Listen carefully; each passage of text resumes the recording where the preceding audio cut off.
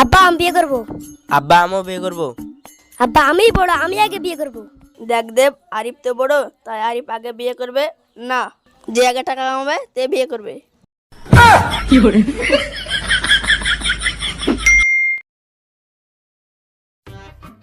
শালার বাপ বড় বেটা না বিয়ে দিয়ে ছোট বেটার বিয়ে দিল।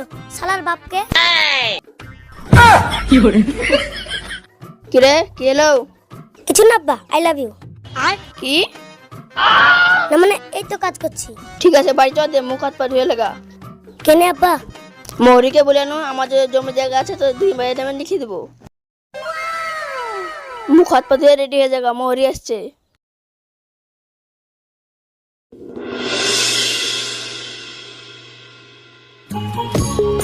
তো মিলন বাবু কোনটুকু কাকে দেবেন?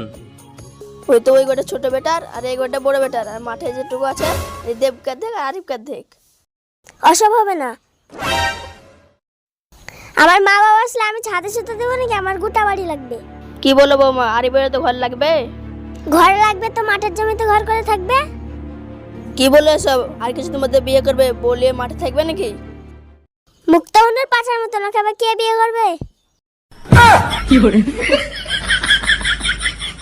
চুপ করে বৌমা, আমি কাকে কোনটুকু দেবো সেটা আমি দেখে নেবো। হ্যাঁ গো, তুমি কিছু বলো। আব্বা তুমি একটু। এ তুই চুপ কর, বইয়ের চামচ শালা। আব্বা কি বললা? আমি তোমার শালা? চুপ কর তুই। মরি সাহেব একে দেখ ওকে দেখ লিখে দাও।